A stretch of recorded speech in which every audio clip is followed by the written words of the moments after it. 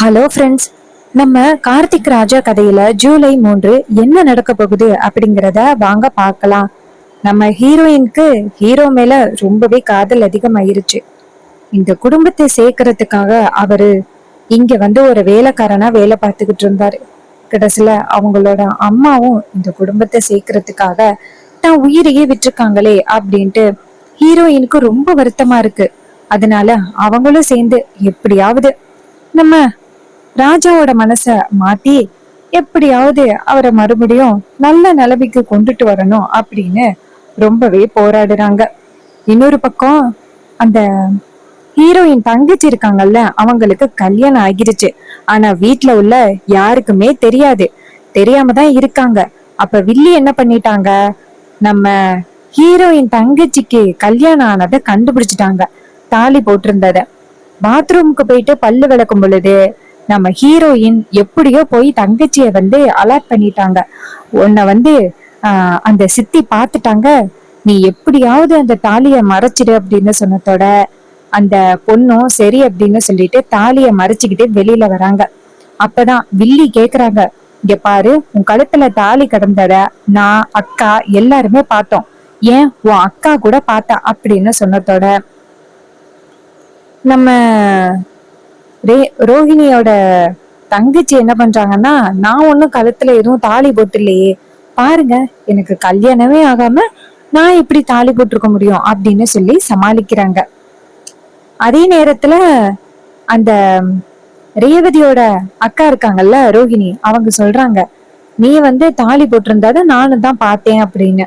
உடனே தங்கச்சி என்ன சொல்றாங்கன்னா, அக்கா இங்க பாரு, நான் இந்த மஞ்சள் கலர்ல ட்ரெஸ் போட்டிருக்கிறதுனால ஒருவேளை உனக்கு தாலி கடந்த மாதிரி உனக்கு தோணி இருக்கலாம், ஆனா என் கழுத்துல ஒண்ணும் தாலி இல்லை அப்படின்னு சொன்னதோட அப்பதான் நம்ம மெயின் வில்லி ஈஸ்வரி சொல்றாங்க, சரி விடுங்க, ஏன் இப்படி எல்லாரும் என் பொண்ணு மேல சந்தேகப்படுறீங்க, எப்படி எனக்கு தெரியாம அவ கல்யாணம் பண்ணுவா, என் பொண்ணு அப்படிப்பட்டவ கிடையாது அப்படின்ட்டு எல்லாரையும் திட்டுறாங்க. நேரா அவங்க தங்கச்சிய பார்த்து, ஏண்டி உனக்கு ஒரு வேலையே இல்லையா, என் மாப்பிள்ளைய அந்த சேதுபதியோட பேரன்னு சொல்லி பெரிய பிரச்சனைய உண்டாக்கிட்டு இருக்க, இப்ப என் பொண்ண வந்து கல்யாணம் ஆகிட்டான்னு சொல்லி ஏன் முன்னாடியே என் பொண்ணை பத்தி இப்படி சொல்றியா அப்படின்னு சொல்லி பேசுறாங்க. சோ இதை கேட்டதும் செம ஷாக் ஆகி நிக்கிறாங்க வில்லி. என்னடா இது, நம்ம கண்ணால பார்த்தோம் தாலி கடந்தத, என்ன இது இப்படி சொல்றாங்களே அப்படின்னு டென்ஷன் ஆகுறாங்க. அப்ப எல்லாரும் போனதோட வில்லி நேரா ஹீரோயினோட தங்கச்சிய பார்த்து, இங்க பாரு, உன் கழுத்துல தாலி கடந்தத என் கண்ணால பார்த்தேன், ஆனா நீ இல்லைன்னு சொல்லல, இங்க பாரு, கண்டிப்பா உனக்கு கல்யாணம் ஆகிட்டு, யாரு, அவனை தானே கல்யாணம் பண்ணிருக்க, உனக்கு இருக்குடி அப்படின்னு சொல்லிட்டு வில்லி அந்த இடத்துல இருந்து போறாங்க.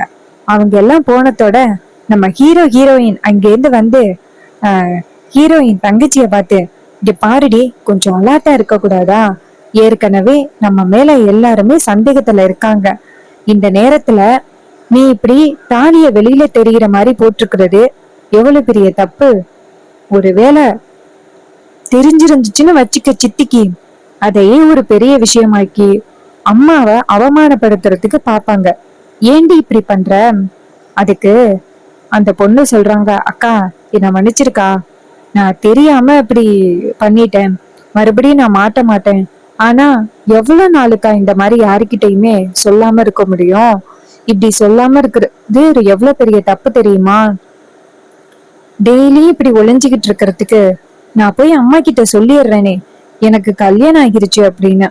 அதுக்கு ஹீரோயின் சொல்றாங்க, என்னடி முட்டாள்தனமா பேசிக்கிட்டு இருக்க, இங்க பாரு, ஒருவேளை மட்டும் உனக்கு கல்யாணம் ஆனது தெரிஞ்சிச்சுன்னு வச்சுக்க, அதுக்கப்புறம் அம்மா என்ன பண்ணுவாங்கன்னு உனக்கு தெரியாது, அப்புறம் அவங்க உன்னை வீட்டை விட்டு துரத்தி அடிச்சிடுவாங்க, நீ வீட்டை விட்டு போயிட்டன்னா அப்புறம் ஒரு பொண்ணை கூட ஒழுங்கா வளைக்க தெரியல அப்படின்னு சொல்லி ஊர்க்காரவங்க எல்லாருமே அம்மாவை தான் ரொம்ப மோசமா பேசுவாங்க, இதெல்லாம் நடக்கணும்னு நீ நினைக்கிறியா.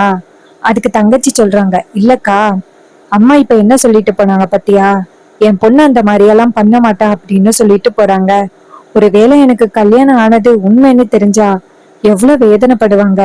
அதுக்கு ஹீரோ சொல்றாரு, இங்க பாருமா, இப்போதைக்கு யாருக்கிட்டையும் சொல்லாம இருக்கிறது நல்லது, சரியா.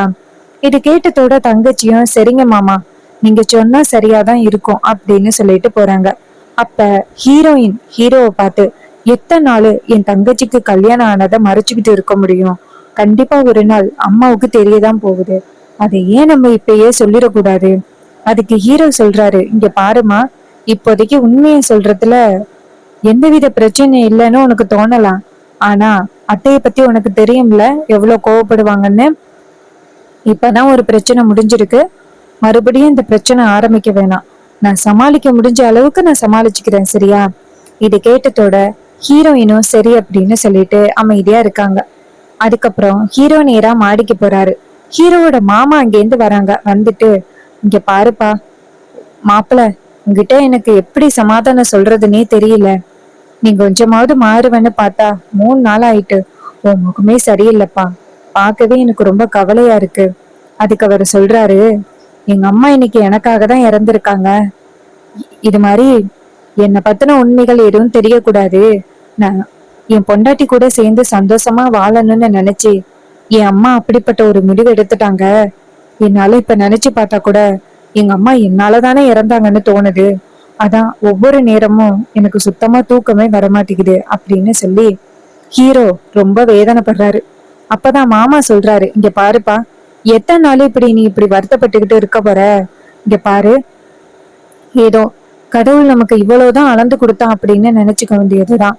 ஆனா நீ கவலைப்படாதப்பா, உனக்காக நான் இருக்கேன், என் மாப்பிள்ள இருக்காரு, அப்புறம் தாத்தா பாட்டி அப்படின்னு எல்லாரும் இருக்காங்க. நீ கவலைப்படாத. இங்க பாரு, என் தங்கச்சி வந்துட்டு என்ன ஆசையோட செத்தா? இந்த குடும்பம் ஒண்ணு சேரணும்னு நினைச்சுதானே செத்தா. அவளோட ஆசைய நம்ம எல்லாரும் சேர்ந்து நிறைவேற்றுவோம், சரியா? இதை கேட்டதோட ஹீரோவும் சரி மாமா அப்படின்னு சொல்றாங்க. அதே நேரம் அந்த ஹீரோவோட மாமா அந்த இடத்துல இருந்து போயிட்டு நேரா அவரோட பொண்ணை பாக்குறாரு. அதாவது ஹீரோயினை பாக்குறாரு. அப்ப ஏமா, மாப்பிள்ள ரொம்ப கவலையா இருக்காரு 2 நாளா, அவர் எங்கேயாவது ஒழுங்கா பாத்துக்கிறியா நீ? அப்ப பொண்ணு சொல்றாங்க, அப்பா நான் நல்லாதான்ப்பா பாத்துக்கிட்டு இருக்கேன். அதுக்கு அவர் சொல்றாரு, இங்க பாருமா, உனக்கு தெரியாத பல விஷயங்கள் நடந்துகிட்டு இருக்கு, நீதான் அவரை பத்திரமா பாத்துக்கணும். அதுக்கு ஹீரோயின் சொல்றாங்க, சரிப்பா நான் பாத்துக்கிறேன்ப்பா அப்படின்னு சொல்ல, அப்புறமா அவர் அந்த இடத்துல இருந்து போறாரு. அப்பதான் ஹீரோயின் நினைக்கிறாங்க, இது மாதிரி அப்பா வந்து நம்மளை பத்தி தான் சொல்லிட்டு போறாரு. ஆஹ் என் புருஷனை ஒழுங்கா பாத்துக்கணும்னு சொல்லி அவர் அம்மாவை இழந்திருக்கிறதுனால அப்பா என்கிட்ட சொல்ல முடியாம சொல்லிட்டு போறாரு. ஆனா கவலைப்படாதீங்கப்பா, நான் அவரை பத்திரமா பாத்துக்கிறேன் அப்படின்னு நம்ம ஹீரோயின் நினைக்கிறாங்க. அப்புறமா ராஜராஜா, அதாவது நம்ம ஹீரோவோட மாமா இங்க இருந்து போயிட்டு நேரா சாமிய போய் கையெடுத்து கும்பிட்டு, என் மாப்பிள்ள இன்னும் எவ்வளவு கஷ்டப்பட போறாருன்னு தெரியல. அவரோட முதல் கல்யாணம் இப்படி ஆகிருச்சு, 2வது கல்யாணமும் இப்படி ஆகிடக்கூடாது அப்படின்னு என் தங்கச்சி இப்படிப்பட்ட ஒரு முடிவு எடுத்திருக்கா. நீங்க தான் எப்படியாவது என் மாப்பிள்ள சந்தோஷப்படுற மாதிரி இந்த குடும்பத்தை ஒண்ணு சேர்க்கணும், என் தங்கச்சி ஆசையும் நிறைவேற்றணும் அப்படின்ட்டு நம்ம மாமா வந்து சாமிய கை எடுத்து கும்பிட்டு வேண்டுறாரு. அதுக்கப்புறம் அந்த வில்லிய காமிக்கிறாங்க. வில்லி வில்லி புருஷனை போய் பாக்குறாங்க. அவர் சொல்றாரு, என்னம்மா வீட்டுல எல்லாருமே ரொம்ப சந்தோஷமா இருக்க மாதிரி தெரியுது. அதுக்கு வில்லி சொல்றாங்க, எங்க வீட்டுல என்ன நடக்குது அப்படின்னு உங்களுக்கு தெரியாது. எனக்கு என்னமோ அந்த அக்காவோட 3வது பொண்ணு இருக்கால, அவ கல்யாணம் பண்ணிட்டான்னு தோணுது. இன்னைக்கு காலையில அவ கழுத்துல தாலி கிடந்ததை என் கண்ணால பார்த்தேன். ஆனா இல்லைன்னு சொல்லி சமாளிச்சுட்டாங்க. எனக்கு என்னமோ அந்த வீட்டுல டிரைவரா வேலை பார்த்துக்கிட்டு இருந்தான்னு அந்த பணக்கார வீட்டு பையன் அவனைதான் கல்யாணம் பண்ணிருப்பான்னு தோணுது. அவனை கல்யாணம் பண்ணிட்டு நம்ம எல்லாரையுமே ஏமாத்திக்கிட்டு இருக்கான். இதை கேட்டதும் வில்லன் சொல்றாரு, என்னடி சொல்ற? வில்லி சொல்றாங்க, ஆமாங்க, இன்னைக்கு காலையில அவ கழுத்துல தாலிய பார்த்தேன், கேக்குறதுக்கு இல்லைன்னு சொல்லி மழுப்பிட்டா. அவ கழுத்துல தாலி கிடந்தது நிஜம், கண்டிப்பா ஒரு நாள் மாட்டாமலா போறவா? அதுக்கு வில்லன் சொல்றாரு, இங்க பாரு, அவ மட்டும் போய் கல்யாணம் பண்ணிட்டு வர்றதுக்கு வாய்ப்பே கிடையாது. இதுக்கு கண்டிப்பா அந்த வீட்டுல இருக்கான் பாரு நம்ம எதிரி, அவனுக்கும் அவன் பொண்டாட்டிக்கும் இந்த விஷயம் தெரியறதுக்கு நிறையவே வாய்ப்பு இருக்கு.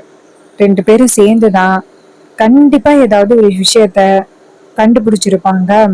இது அவங்க 2 பேருக்கும் கல்யாணத்தையும் பண்ணி வச்சிருப்பாங்க. நீ வேணும்னா பாரு, அவங்க 2 பேருக்கும் கண்டிப்பா தெரியும் அப்படின்னு சொல்றாங்க. இது கேட்டதும் அந்த வில்லி சொல்றாங்க, ஆமாங்க, நம்ம எதிரி நம்மளை விட நிறையவே யோசனை பண்ணிக்கிட்டு இருக்கான். அவனுக்கு கண்டிப்பா நம்ம அடுத்த அடி கொடுக்கணும், இந்த அடி முடியறதுக்குள்ள. இத கேட்டதும் வில்லா சொல்றாரு, இங்க பாருமா, அந்த வீட்டுல இருக்கான் பாரு நம்ம எதிரி, அவன் அம்மாவை இழந்துட்டு இப்ப துயரத்துல இருக்கான். மறுபடியும் அவனுக்கு பயம் காட்டுனா கண்டிப்பா அவன் நம்ம எதிரி ஈஸ்வரி கிட்ட, அதாவது உன் அக்கா கிட்ட போயிட்டு அவன் உண்மையை சொல்லிடுவான். நம்ம மறுபடியும் அவனை மிரட்டணும் அப்படின்னு சொன்னதோட வில்லி சொல்றாங்க, ஆமாங்க, அவனுக்கு ரொம்ப க்ளோஸா உள்ளது யாரு? அதுக்கு வில்ல சொல்றாரு, ரொம்ப க்ளோஸா உள்ளது யாரு? அந்த பரமேஸ்வரி தான். அவனோட பாட்டி தான். அவளை கடத்திட்டா போதும். ஏன்னா தாத்தனை கடத்துறது ரொம்ப கஷ்டம், ஆனா பாட்டியை கடத்துறது ரொம்ப ஈஸி. அவ இந்த வயக்காட்டுக்கெல்லாம் அடிக்கடி வருவா, இந்த தோப்பெல்லாம் பார்த்துட்டு போறதுக்கு. அப்ப நான் ஆட்களை வச்சு அவளை தூக்கிடுறேன். அதுக்கப்புறம் நம்ம எதிரிக்கிட்ட போன் அடிச்சு சொன்னா அவன் கதறி அந்த உன் அக்கா கிட்ட உண்மையை சொல்ல போறான். இதை கேட்டதும் வில்லி சொல்றாங்க, என்னங்க, செம்ம சூப்பரான ஐடியாங்க, இதையே பயன்படுத்தி அவனை கவுத்தரலாமே அப்படின்னு. அப்ப வில்லன் கேக்குறாரு, சரி, நாளைக்கு காலையில 8 மணிக்கு அந்த பாட்டிய தூக்குறோம், நம்ம எதிரிய மிரட்டுறோம். அப்ப வில்லி சொல்றாங்க, சரிங்க, போன வாட்டி மாதிரி எதுவும் மிஸ்டேக் நடந்துடக்கூடாது, அடிக்கு மேல அடி கொடுத்தாதான் நம்ம எதிரி பயப்படுவான். இதை கேட்டதோட வில்லா சொல்றாரு, ஆமா, சரி, நீ போ, பத்திரமா, நான் பாத்துக்கிறேன். இதை கேட்டதோட வில்லியும் சரிங்க, எதுவா இருந்தாலும் கொஞ்சம் பார்த்து பண்ணுங்க அப்படின்னு சொல்லிட்டு நாளைக்கு பாப்போம் அப்படின்ட்டு போறாங்க. இன்னொரு பக்கம் வில்லா நினைக்கிறாரு, டேய், எத்தனை நாள் என்ன அடிச்ச, நீ அடிச்ச ஒவ்வொரு அடிக்கும் உனக்கு சரியான பதிலடி கொடுக்க போறேன்டா அப்படின்ட்டு வில்ல நேரம் அவருக்கு தெரிஞ்ச ரவுடிகளுக்கு போன் பண்றாங்க. ரவுடிங்க போன் அட்டன் பண்ணி, சொல்லுங்கண்ணா.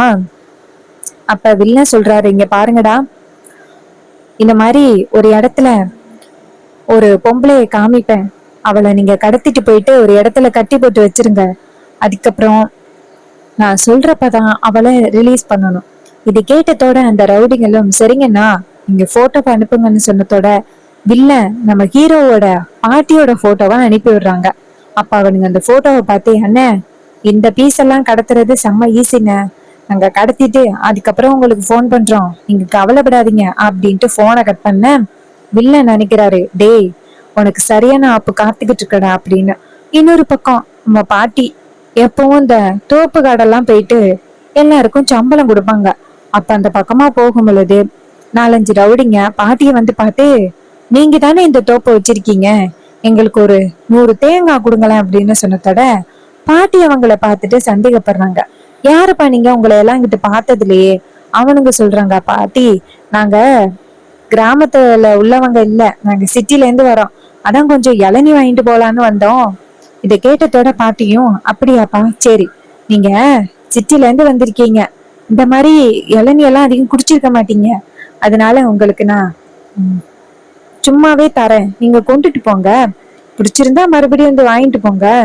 இதை கேட்டதோட அவங்க சொல்றாங்க, பாட்டிக்கு தாராள மனசு, சரி பாட்டி, நாங்க ஏத்திக்கிறோம் அப்படின்னு சொல்ல பாட்டி சொல்றாங்க, சரியா அப்படின்னு சொல்லி நின்னுகிட்டு இருக்கும் பொழுது டக்குன்னு பாட்டியோட முகத்துல மயக்க மருந்த வச்சிடுறாங்க. பாட்டி மயக்கமோட பாட்டிய பிடிச்சு கொண்டு போய் வண்டிக்குள்ள போட்டு பூண்டுட்டு போயிடுறாங்க. இன்னொரு பக்கம் அந்த கணக்கு பிள்ளை இத பார்த்துட்டு, ஐயோ, முதலாளி அம்மாவை யாரோ கடத்திட்டாங்க அப்படின்னு சத்தம் போடுறாரு. அப்ப எல்லாரும் ஓடி வராங்க. ஐயோ, என்னாச்சு? கணக்கு பிள்ளை சொல்றாரு, யாருன்னு தெரியல, ஏதோ இளநீ வாங்க வரேன்னு சொல்லிட்டு அம்மாவை கடத்திட்டாங்க, ஐயாவுக்கு நான் போன் பண்ணணும் அப்படின்னு சொல்ல அவங்க சொல்றாங்க, ஐயா இப்ப ரொம்ப தூரத்துல இருக்காரு, ஐயாவோட பேரனுக்கு போன் பண்ணுன்னு சொன்னதோட கணக்கு பிள்ளை நம்ம ஹீரோவுக்கு நேரா போன் பண்ண, அப்ப அவர் போன் அட்டன் பண்ணி, சொல்லுங்க என்னாச்சுன்னு கேட்க கணக்கு பிள்ளை சொல்றாரு, ஐயா, கொஞ்ச நேரத்துக்கு முன்னாடி அம்மா தோப்புக்கு இளநீ பொறுக்க வந்தாங்க, அப்ப சிட்டில இருந்து ஏதோ 4 பேர் வரேன்னு சொல்லி இளநீ கேட்டாங்க, அம்மாவும் தரேன்னு சொன்னாங்க, அப்ப டக்குன்னு அம்மாவோட முகத்துல மயக்க மருந்து அடிச்சு தூக்கிட்டு போயிட்டாங்க அப்படின்னு. இதை கேட்டதும் கார்த்திக்கு பேரதிர்ச்சி. இதை கேட்டதும் ஹீரோவுக்கு பேரதிர்ச்சி. சரி, நான் உடனே வரேன் அப்படின்னு சொல்லிட்டு போனை கட் பண்ணிட்டு நேரா தோப்புக்கு கிளம்புறாரு. அப்பதான் அந்த வில்லி பார்த்துட்டு, ஓ, உன் பாட்டிய கடத்தியாச்சா, அதான் பதட்டமா போற பாரு அப்படின்னு. இன்னொரு பக்கம் நம்ம ஹீரோ இங்க இருந்து போய் பார்க்க, அதே நேரம் நம்ம வில்லி நேரா வில்லனுக்கு போன் பண்ணி அவன் பாட்டி கடத்தப்பட்டது அவனுக்கு தெரிஞ்சு போச்சு. அடுத்து நீங்க என்ன பிளான் பண்ண போறீங்கன்னு கேட்டதோட அதுக்கு அவர் சொல்றாரு, என்னோட அடுத்த பிளான் அவனுக்கு தான் போன் அடிக்கணும் அப்படின்ட்டு. நேரா அவன் எதிரிக்கு போன் பண்றாங்க. அப்ப ஹீரோ போன் அட்டன் பண்ணி யார் அப்படின்னு கேட்க, அப்ப வில்லன் சொல்றாரு, ஏன் என் குரலை பார்த்தா உனக்கு யாருன்னு தெரியலையா? இங்க பாரு, நீ யார தேடிக்கிட்டு இருக்க அப்படிங்கறது எனக்கு நல்லா தெரியும். ஏன்னா அவ இப்ப என் பிடியில இருக்கா. இங்க பாரு, போன வாட்டி தான் உன் அம்மாவை கடத்தி சொதப்பிடுச்சு. அவ போய் இப்படி அநியாயமா லாரியில உழுவா அப்படின்னு நான் எதிர்பார்க்கல. அதனால இந்த வாட்டி உன் பாட்டிய கடத்தி இருக்கோம். இப்போ உன் பாட்டி உசுரோட திரும்பி வரணும் அப்படின்னா போய் என்னோட எதிரி இருக்கால்ல அவகிட்ட போயிட்டு நீ யாரு, எதுக்காக இங்க வந்திருக்க அப்படிங்கிற எல்லாத்தையுமே போய் சொல்லிரு. அதான் நல்லது. அப்படி நீ சொல்லலைன்னு வச்சுக்க, அப்புறம் அடுத்ததான் உன் பாட்டி காலி. இப்பதான் உங்க அம்மாவோட இறுதி சடங்கே முடிச்சுட்டு வந்திருக்க. அடுத்ததான் 15 நாள் முடியறதுக்குள்ள உன் பாட்டியோட இறுதி சடங்கையும் முடிச்சிடலாம்னு நினைக்காத. அதனால போய் அவகிட்ட உண்மையை சொல்ற வழிய பாரு. இதை கேட்டதும் ஹீரோவுக்கு ரத்தமெல்லாம் கொதிக்குது. இப்பதான் அம்மாவை இவங்களால பறி கொடுத்த மறுபடி பாட்டியா, இவங்களை விட்டு வச்சிருந்தா பிரச்சனை தான் அப்படின்னு கார்த்தி கோவமா இங்கேந்து போறாரு. இங்கேந்து போயிட்டு வில்லனை பாக்குறாரு. அப்ப வில்லன் பயத்துல ஹீரோவை பார்க்க, அப்ப ஹீரோ நேரா வில்லனை பார்த்து, நானும் உன்னை பாவம்னு இத்தனை நாள் விட்டுக்கிட்டு இருந்தேன். ஏன்னா பிரச்சனை பெருசாச்சு அப்படின்னா அது எனக்கு தான் பிரச்சனை. ஆனா என் குடும்பத்தை நீ வந்துட்டு நோண்ட ஆரம்பிச்சிட்டியல்ல, இதுக்கு மேல நான் உன்னை சும்மா விட மாட்டேன் அப்படின்னு சொல்லி ஹீரோ வில்லனை வெளுத்து வாங்குறாரு. பாட்டி வந்துட்டு நேரா நம்ம பேரனை பார்த்து, ஐயா பாத்தியா அப்படின்னு சொல்ல வில்லனுக்கு பயங்கரமான அடி விழுகுது. வில்லன் பயந்து தெரிச்சு அந்த இடத்துல இருந்து ஓடுறாரு. அப்பதான் நம்ம ஹீரோ போயிட்டு பாட்டிய காப்பாத்துறாங்க. பாட்டி நேரா பேரனை பார்த்து, ஐயா நீ வருவனே எனக்கு தெரியும்யா, ஏன்யா இவன் இப்படி பண்றான்? அதுக்கு ஹீரோ சொல்றாரு, பாட்டி இவனுக்கு என்னை பத்தின உண்மைகள் அத்தைக்கு தெரியணுமா, அப்பதான் அத்தை வந்து என்னை துரத்தி அடிப்பாங்க. அதுக்கப்புறம் அத்தை தனியா இருப்பாங்க. அத்தைய வந்து ஈஸியா பழி வாங்கலாம், அவமானப்படுத்தலாம் அப்படிங்கிறதுக்காக என்னை துரத்தி அடிக்கலான்னு பாத்துக்கிட்டு இருக்கான். ஆனா என்னைய கண்டிப்பா அவனால துரத்தி அடிக்க முடியாது அப்படின்னு ஹீரோ சொல்றாரு. அப்ப பாட்டி சொல்றாங்க, ஐயா எங்க என்னால நீ ரொம்ப பெரிய பிரச்சனையில மாட்டிக்க போறியோன்னு நினைச்சேன். நல்ல வேளை அந்த கடவுளா பார்த்து உன்னை காப்பாத்திட்டான் அப்படின்னு சொல்ல, அப்ப ஹீரோ சொல்றாரு, சரி வாங்க பாட்டி போகலாம், இந்த இடத்துல இருக்க வேணாம் அப்படின்னு பாட்டிய காப்பாத்தி கூட்டிட்டு போறாங்க. அப்பதான் ஹீரோ நினைக்கிறாரு, இந்த வில்ல இதுக்கு மேல இருந்தா நமக்கு தான் பிரச்சனை, இவனுக்கு ஒரு ஆப்பு வைக்கணும் அப்படின்னு நம்ம ஹீரோ நினைக்கிறாரு.